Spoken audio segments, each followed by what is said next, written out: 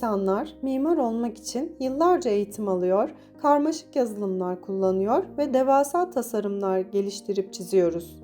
Peki diploması olmayan, cetvel kullanmayan ama bizden binlerce yıl öncesinde sürdürülebilirlik, statik ve estetik gibi problemlere çözüm getiren ustalar olduğunu söylesem? Bugün Pinatolya'da doğayı bir ilham kaynağı değil, bir öğretmen olarak ele alıyoruz. Doğanın mimarlarını ve onların sessiz ama dahiyane sistemlerini keşfetmeye hazır mısınız? Afrika ve Hindistan semalarında bir inşaat süreci başlıyor. Dokumacı kuşlar adlarını bir terzi gibi çimleri ve bitki liflerini dokumalarından alıyorlar. Ancak burada ilginç bir mimari süreç var. Erkek kuş yuvayı örüyor, dişi kuş ise onu denetliyor. Eğer yuva yeterince sağlam, estetik ve güvenli değilse dişi kuş yuvayı reddediyor ve erkek kuş her şeye sıfırdan başlıyor. Bu mimarlık tarihindeki ilk müşteri memnuniyeti anlayışına referans veren örneklerden biri olabilir. Burada malzeme bilgisi, yani taze otların ve ince bitki liflerinin esnekliği ve yapı tekniği, yani düğümleme, bir barınaktan öte rafine bir mekan sanatına dönüşüyor. Güneşin kavurduğu tropiklerde hiçbir klima sistemi olmadan içerideki nemi ve sıcaklığı sabit tutmak mümkün mü? Termitler bunu milyonlarca yıldır yapıyor.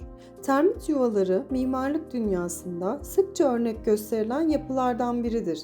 Bunun nedeni estetik değil, performanstır.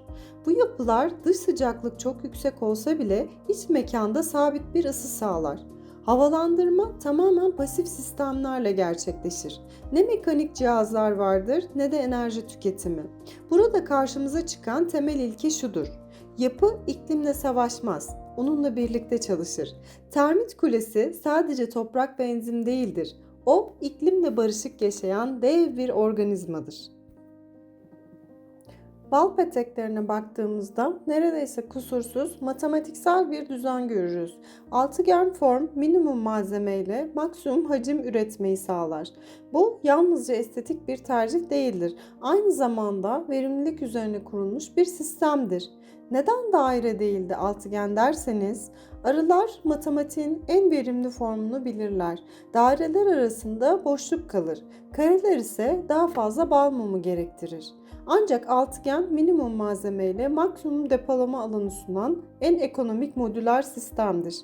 Bir bal peteğinin duvar kalınlığı 1 milimetrenin binde biri kadar hassastır.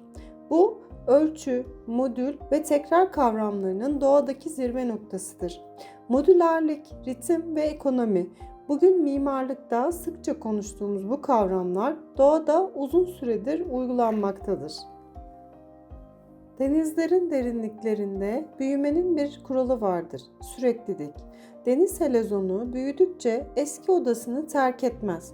Onu gazla doldurarak kendisine yeni ve daha büyük bir hacim ekler. Bu büyüme rastgele değildir. Matematiksel bir oran olan altın oran ile ilerler. Bu durum doğanın form anlayışında dengenin ve estetiğin nasıl ayrılmaz bir ikili olduğunu gösterir. Peki ya bir yapı sadece korunmak için değil, tamamen başka bir varlığa dönüşmek için inşa edilirse?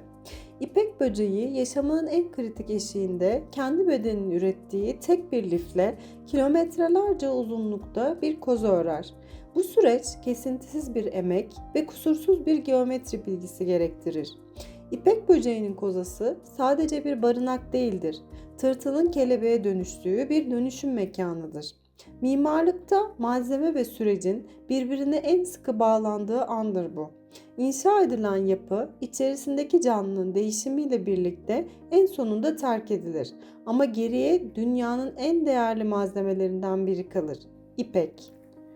Doğadaki bu yapılar bize şunu hatırlatır: mimarlık yalnızca inşa etmek değildir, aynı zamanda okumaktır.